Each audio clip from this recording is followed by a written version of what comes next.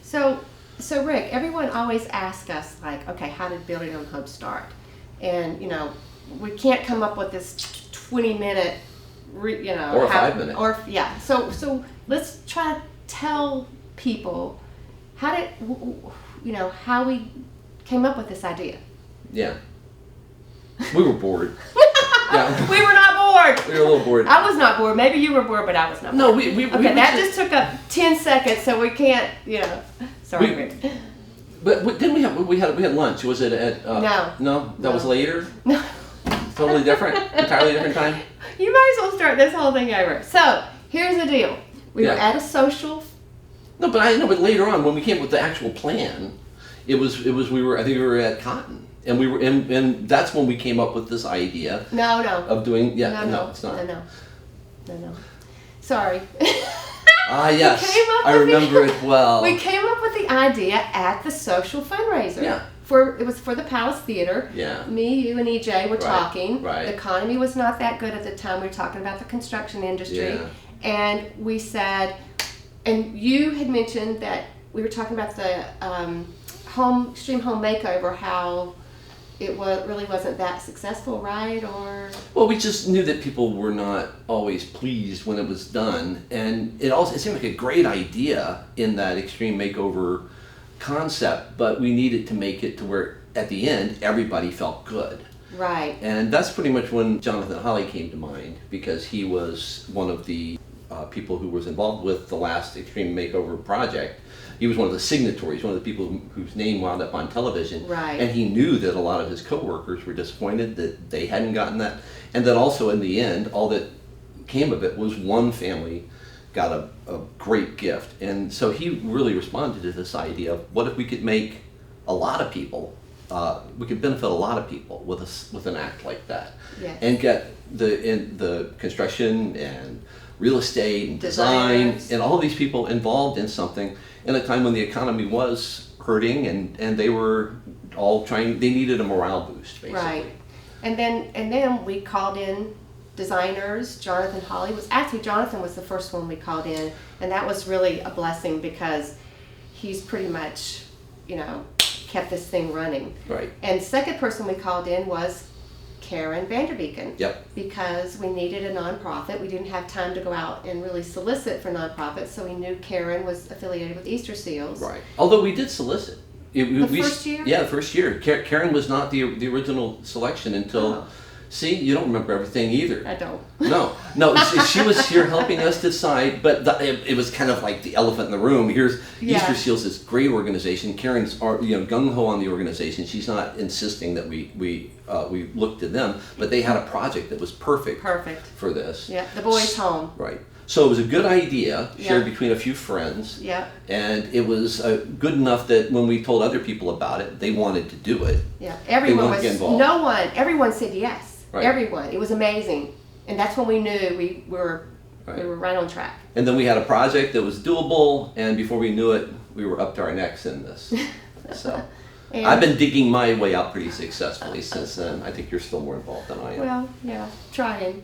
So 10 years later, it's great. Yeah. Thanks to the whole community chipping in and helping out. And it was basically just a good idea that happened at the right time with the right people around. And it took hold, and it became something. It became much bigger than the original plans, and it became, frankly, its own thing. We thought we had something. It turned out to be something different, but it was nice to be there when the idea first appeared. Right, and I love your slogan: "Many hands make light work." Yes. But there's a lot of debate as to whose slogan that is, and I have not. I don't say it's mine. It's not mine. I got it from the Shakers, and it's an old phrase that's been around forever. But it has become our motto, and we all, I think, feel like it's. And one of my favorite sayings is from, I think it was John Bunyan. You have not lived until you have lived. You have not lived until you have lived to pay someone. Shall we look it up? You have not. Famous John Bunyan quote, Siri. It's my favorite. You have not lived until you have lived Siri. To pay someone Famous back. Quote by John Bunyan.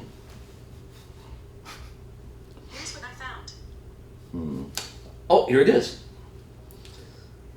Wait. Bad.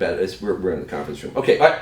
You have not lived today until you have done something for someone who can never repay you. Yes.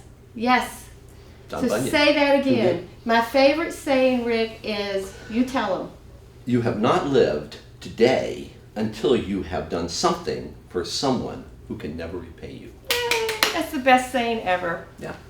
But I feel very repaid for having that idea 10 years ago and then getting credit for it ever since. Life is a blessing. Yes.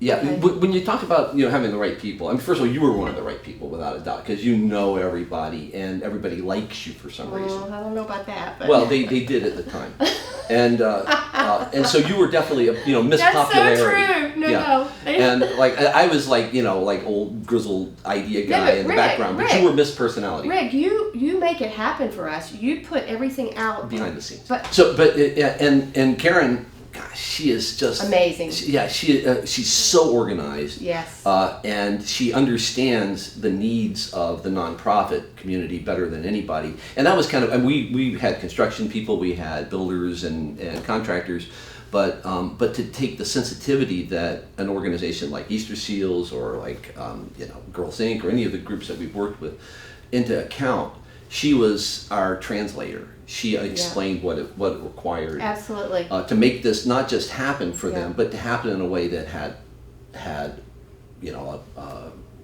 durability, had a lifespan that was not just a flash in the pan. Yeah. And so I think every project we've done since then has gotten better after we left. Well, absolutely, and it got over our heads. That's why Karen and Jonathan stepped up and they took over because they're used to managing and working with tons of people. Right. And they have just really stepped up when you and I kind of, Right. went a little. They shut us down a few times. No. Yeah. It's great. I have so enjoyed this whole building on hope process and meeting new friends. It's just been such a blessing, and getting to work with you has been wonderful. Yeah, same here. But you're right. It's like it's knitted this group of people together. We might have known each other, but to have this much history and this much, it's like having been in the trenches together for 10 years now. It's people who know they can rely on Literally each in other. the trenches. Yeah. You can count on them to come through. Yeah. And the other thing, the really amazing thing about this is we've learned that if you trust people, they do come through. And that's been true of the state as a whole. We weren't sure that the state would do this once. We were less confident they would do it again. But the fact that they keep doing it every year, and by the state I mean all the people that it takes to pull this off every year. Yeah. It's a real it's a real sign that that you have reason to trust your neighbor, particularly here in New Hampshire. I love New Hampshire. Yeah. Coming from the South, I finally can say, it's taken me a while, but I love New Hampshire. It's just amazing. I'm from further south than you are, by the way. Oh, you are? Florida. Really? I didn't know that. Oh my That's gosh. as south as you